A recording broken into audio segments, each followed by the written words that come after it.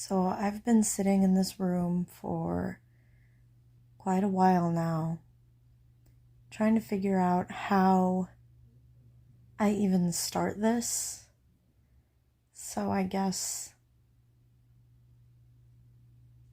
the best thing that I can do is just to start talking. So something terrible happened to me when I was in middle school. 12 or 13, whatever age you are when you're in the beginning of middle school. And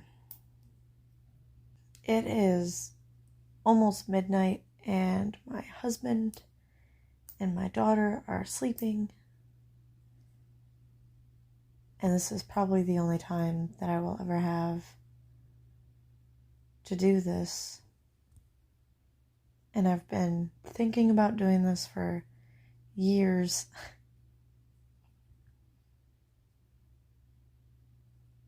And I just haven't because I never wanted to. I wanted to. I guess I couldn't. Or I purposely didn't because the more you talk about something, the more real it is. I have recently gotten into a argument, falling out, or whatever you want to call it, with my uncle and his girlfriend because they, mainly him, but he is friends with my uncle, cousin, whatever relation he is to me, my half sisters, half brother, who is much older than me, and I grew up with him as a caretaker or an older brother or an uncle or a cousin or father figure, all of the above.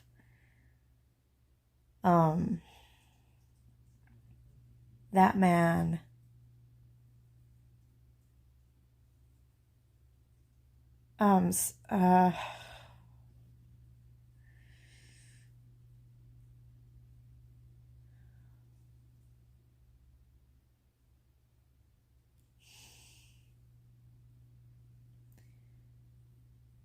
when I was in middle school, 12, 11, whatever the age you are in the beginning of middle school, he moved into a house a block away from mine. And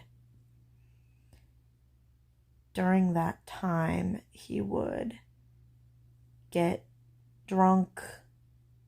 I assume he was always drunk. And he would come over and stalk my bedroom windows, send me weird messages about how I looked good while I was in my bedroom, and would just creep me out. Just not good things. And I don't remember if that was before or after the main incident, but this went on for too long. Did it a couple of times, and on top of that, just other weird stuff. It was incredibly inappropriate. The incident that I was talking about was one night he was drunk and he came over to my parents' house and he hung out with me and my dad and my mom for a little bit, and we were just talking, and everything was normal. And my mom went up to bed, and then a while later, my dad went up to bed, and he left. He went home because my parents went to bed. He walked home in the middle of a thunderstorm, pretty nasty one, because he only lived a block away, and it didn't matter. And then he waited for a while, and he came back, knowing that my parents were asleep. He came back, and I was still awake, and so I answered the door, let him in, whatever. And I was sitting down at the dining room table, and he was sitting down, not at the table, but in a chair up against the wall, and we were talking. Just kind of normal stuff at first. And then I guess he started rambling about how he was not in a good place with his girlfriend at the time, his now wife. And they were fighting, and he didn't like her at that time or something. I don't know. And then he started talking about how she was beautiful. Like, don't get me wrong, she is just beautiful. And then he started talking about, but she's not sexy like you. Like, she's beautiful, but you're sexy. And that made me really uncomfortable, but I am used to being uncomfortable around older men, and a lot of times you just haha it off, and it either goes away or you just continuously ha ha ha ha ha thanks your way at, until the conversation's over. And I tried to do that, and it just kind of got worse. Just got progressively worse. I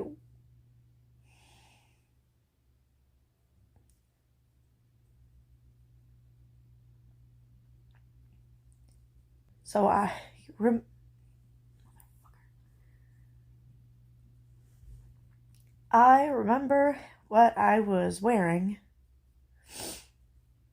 and I remember hating that I had happened to wear that specific thing that day when he came over, night, whatever.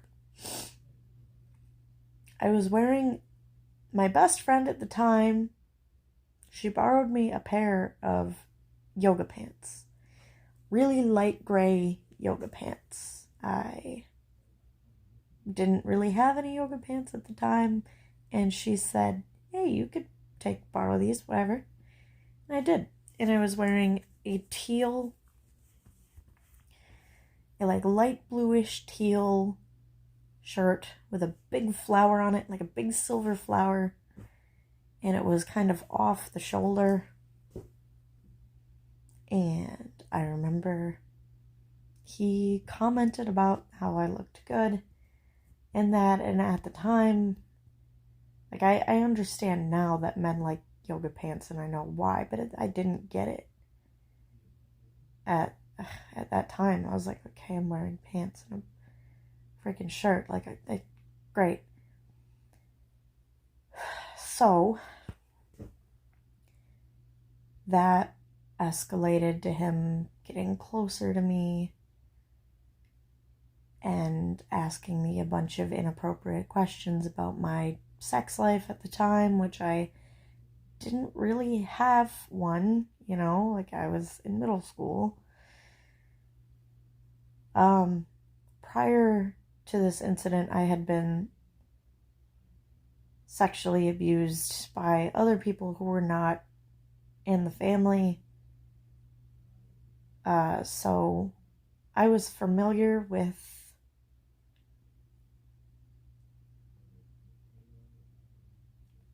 like sex, I guess. Like, I wasn't completely ignorant. So he started asking me, like, have you ever had an orgasm before? And I said no. And he's like, wow, that's a shame. Like, I could show you. And I was like, no, it's not something I'm interested in. Thank you. And just more of that. I'm sure you can imagine. Just a lot of that. A lot of very invasive questions. A lot of questions about my body. A lot of questions about what I liked and what I didn't like. And about what I've done and what I haven't done and whatever. And at some point, I had stood up to walk towards the bathroom, and in the little hallway towards the bathroom, I guess he followed me because he was standing up with me. And there he had turned me around and started talking to me about my boobs, maybe. Somehow it escalated into him kissing me and reaching his hands down my shirt and feeling my boobs and reaching his hands down my pants. And I told him no. Like, he knew that that's not what I wanted. But he continued and he was persistent, and I froze up, as people sometimes do. And so that happened. Eventually I got him off of me, and I don't really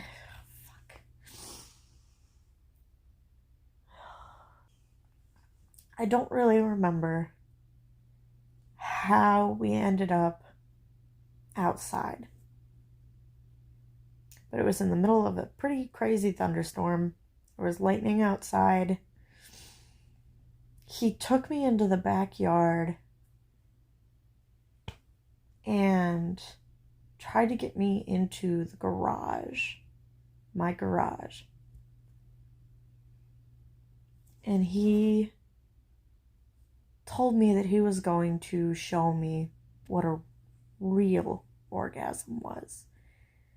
I just need to let him show me, whatever. I accidentally turned the camera off.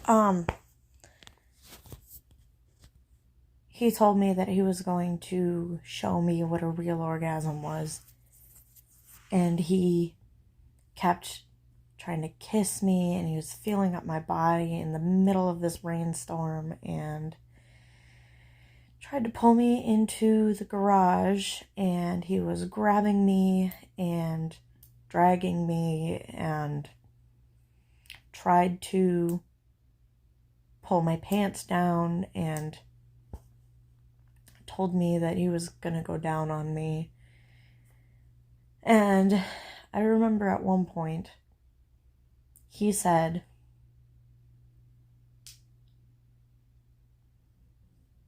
"Don't worry, I will keep my member away from you. You're too young for that." And that wasn't really a relief to hear. Like, it made me even more uneasy, because that made me aware even more so of the fact that he knew exactly what he was doing. and was doing it anyway.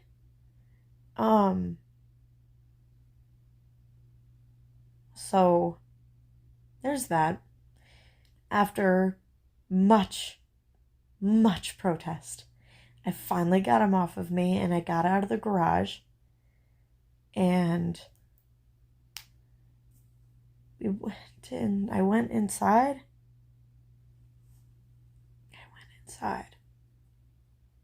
And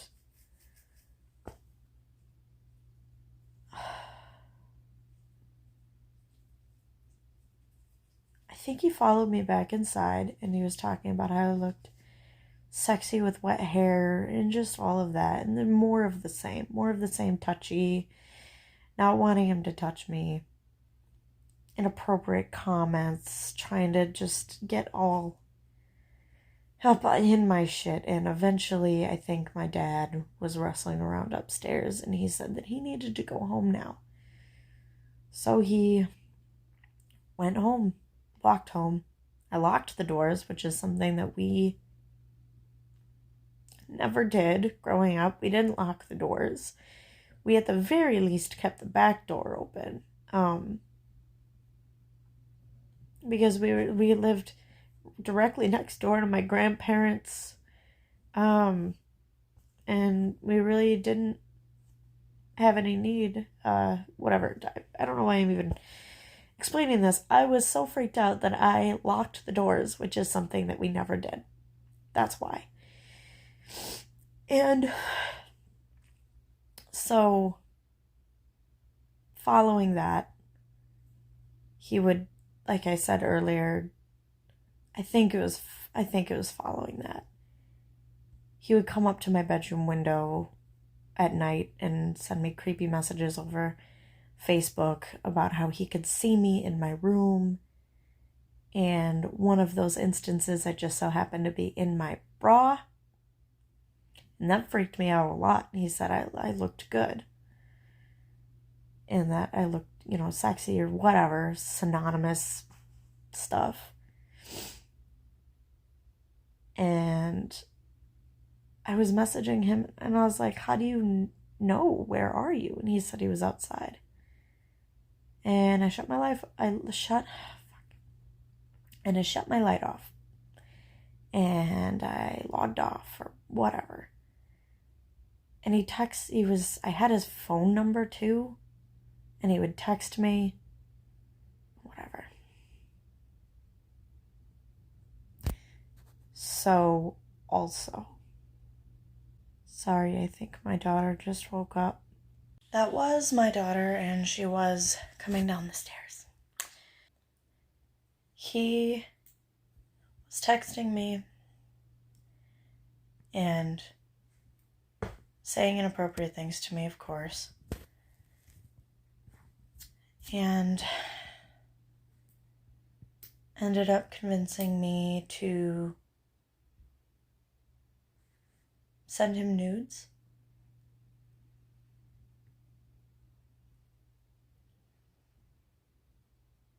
And honestly, this is my bad at this point, because I should have known better. Because I did it. Because my logic was, if I could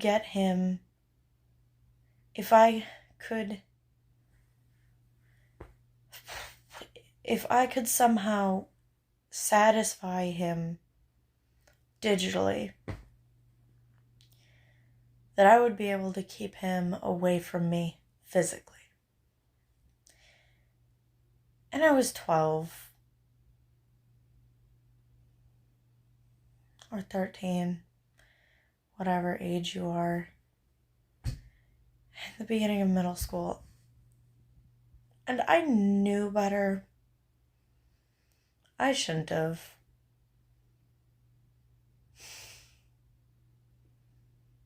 But I really thought that it would help. I really thought that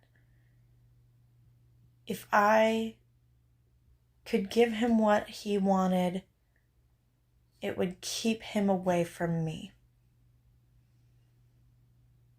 And I know that's not how that works. Now, as a 24-year-old adult. But at the time, it made total sense to me. So it was a defense mechanism because I didn't want to be in person with him again like that. I didn't want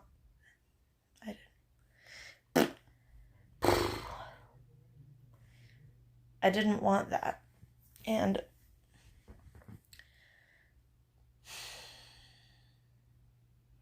I feel so stupid. And I never told anyone.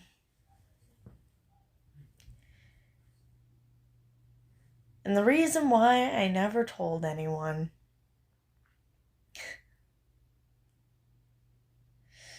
is because I was afraid that one of two things would happen. One, nobody would believe me because he's family. And I would sound ridiculous, and I was afraid to get in trouble for sending him inappropriate pictures that he wanted.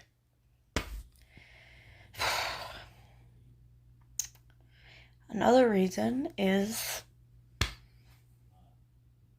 I was afraid that people would defend him, and that hurts more than just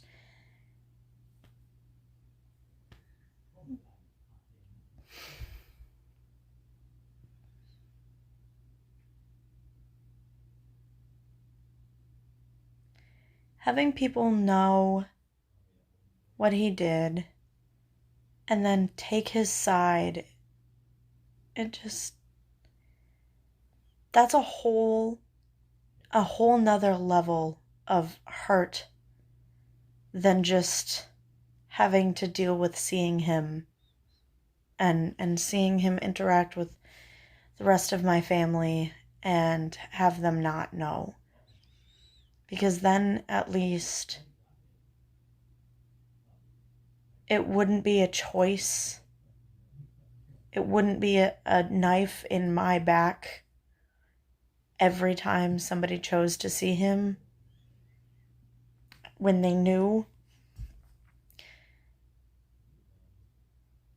So I was trying to prevent a whole lot of hurt on my end. And I was also trying to prevent a whole lot of hurt on everybody else's end too. And I was trying to, as stupid as it sounds, I was also trying to protect him. Because I knew, or at least I thought, that if I told anyone, that he would no longer be a part of this family. And there are a lot of different conflicts in my reasoning because I wasn't sure how it was going to play out, and I was afraid of all of those things at once, and it just really sucked. And I have been, prior to and after him doing this to me, I've been sexually assaulted by multiple different people to multiple different degrees in multiple different ways. I've been held down and forced against my will while I was protesting, screaming, crying. I've been drugged. I've been drugged and raped while I was unconscious. I've been coerced many, many, many times by many different people. And honestly, I don't know if any of those were as damaging to me as this one, because besides 2 other occasions with 2 other men that I was very, very, very close to and trusted entirely,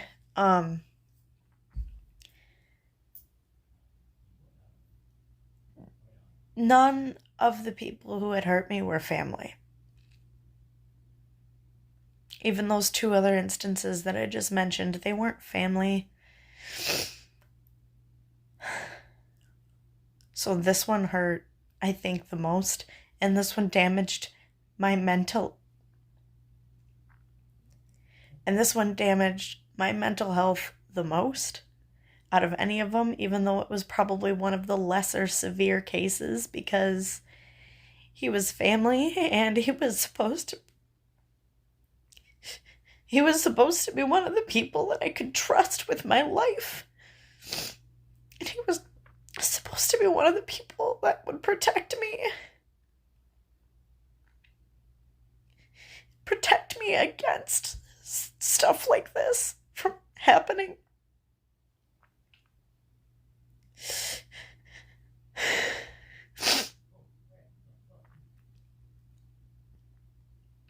And after this happening, it changed my life. It changed the way that I interacted with any man in my family. It changed the way that I dressed. It changed the way that I trusted people.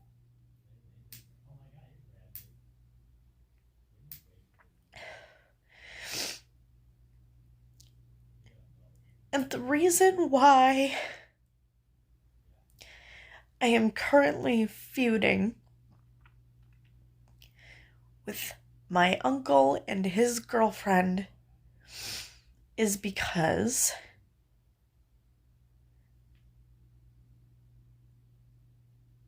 my uncle defends this man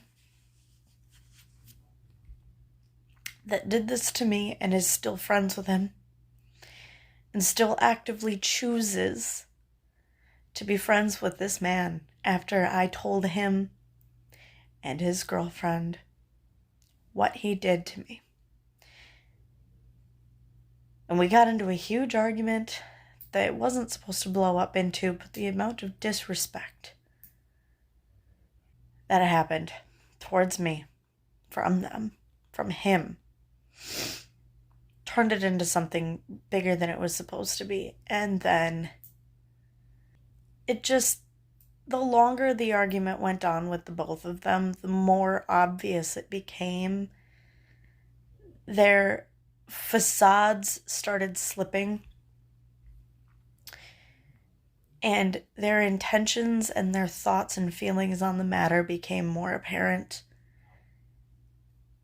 There were things that had slipped through the cracks that I don't think they intended to have slip through the cracks.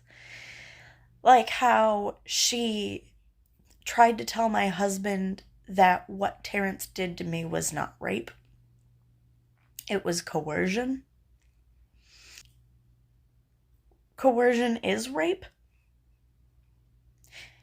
And also sexual contact or sexual solicitation without consent is rape. And also a grown man having sexual contact with a minor is also rape. So I don't really know why she would say that, because she should know better. You wouldn't think that way if it was your son. And she took the wrong information from that and tried to say that was low of him to bring her son into it. And he said, no, because I was trying to relate it to you so you would understand. And she then said that she would hope that if that had happened to him, that the morals and things that she had instilled in her son would would have him fight and not give in and tell somebody right away, which hurt so bad.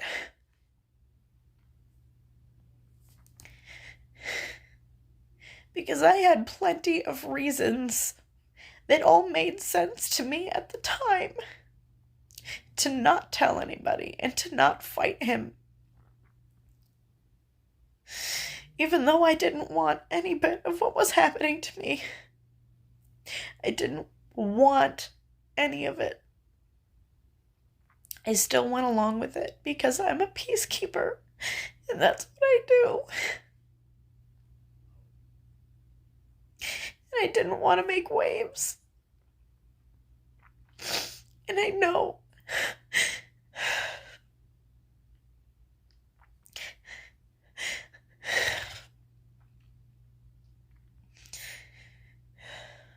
looking back, I know that that was wrong. And that I should have told someone. And that I should have stood my ground and I should have smacked him. I should have fucking kicked him out of the house and ran upstairs and told my parents right away. I should have. But I can't go back and do it. And what hurts even more is that besides my ex-boyfriend and my husband now,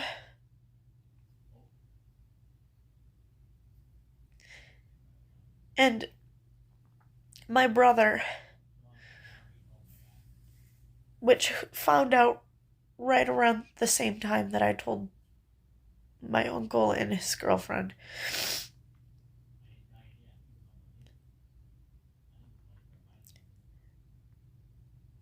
My uncle and his girlfriend were the first people that I told. The only ones in the family that knew. And it really sucks.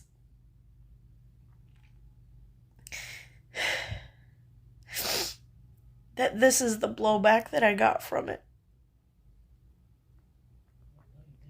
And it just further solidifies my belief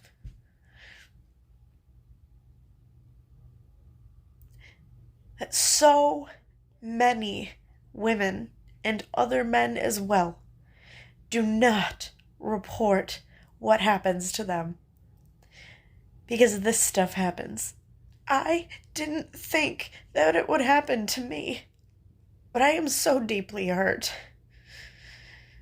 I am exhausted and I am teetering on the edge of numbness and total mental breakdown.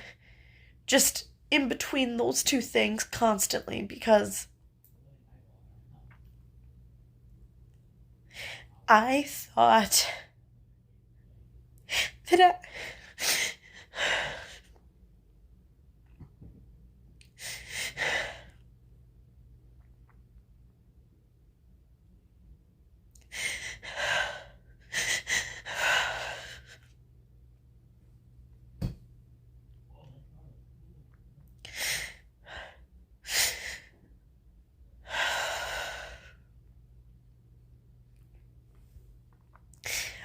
thought that I mattered enough to these people to care about this situation more than they do. Because any decent person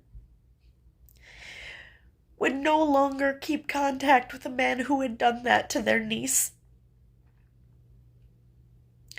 And it's just too inconvenient for him to let him go.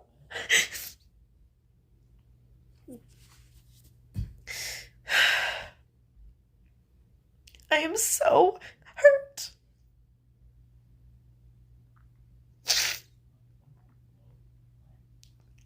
If somebody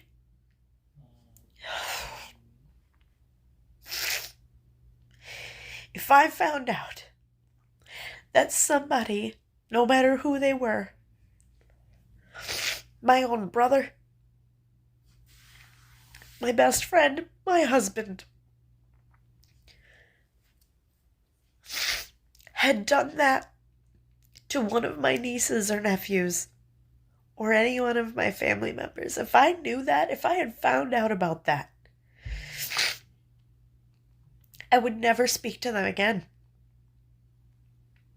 I would never speak to that person again. And if I did, that would be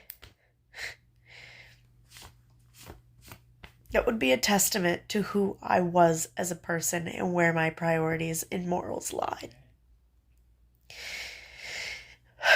To find out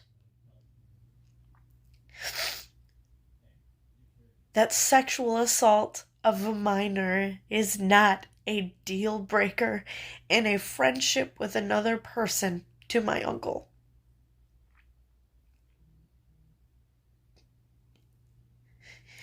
Feels like somebody reached into my stomach and ripped out my insides. Because I am that insignificant that you can just forget that happened.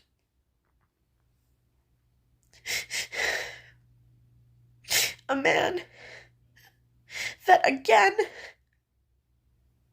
I was supposed to be able to trust, and he was supposed to protect me. Again, for the second time, was not, and did not. I don't know what to feel. I don't know what I'm supposed to do. We haven't talked to them for a couple of days, and I live right next door to them, and I feel so bad.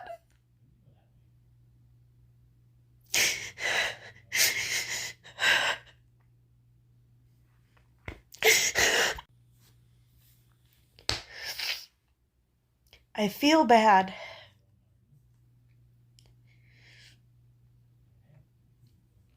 Because I love them. I do love them. I love them a lot. I love them both, and I love their kids. And I value them as people, but I am not willing to sit here and take this disrespect.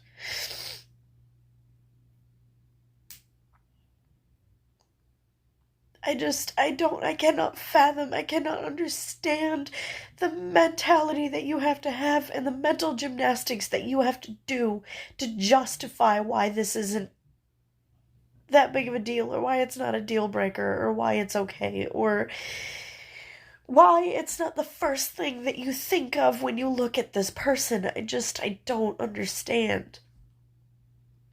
Because it would be for me, and it is for me, because I'm 24 years old.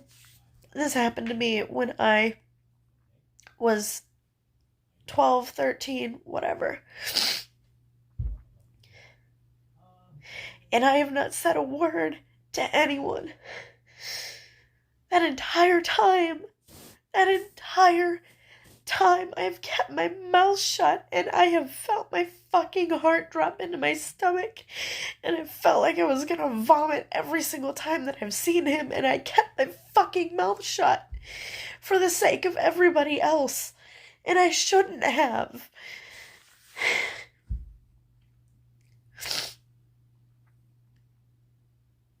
Every family event, every casual whatever, every time I had to see him, every time he dropped by the house, every time anything that had to do with him, I had to sit there and smile and make conversation with him and pretend like nothing happened. And then when I finally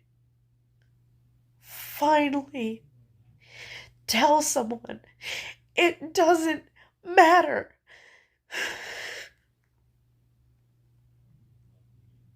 I feel like I just want to crawl into a little ball at the bottom of a hole and die.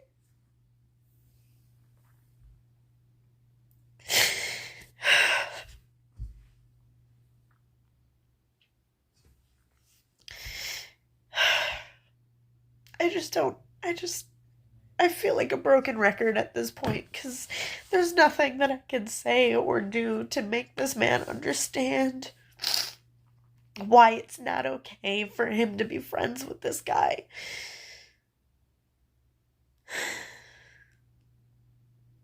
Because it's too inconvenient for him. It doesn't matter enough to him. And what he did to me wasn't really that bad, of course. Because then if he admitted what that man did to me was that bad, he would also have to admit that what he did to another woman was equally as bad because he's done it before too. And again, the mental gymnastics that you have to do. It just, I'm so tired.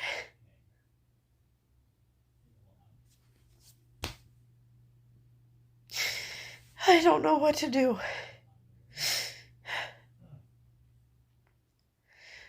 But I cannot be cordial with people who have made my existence and my trauma so small.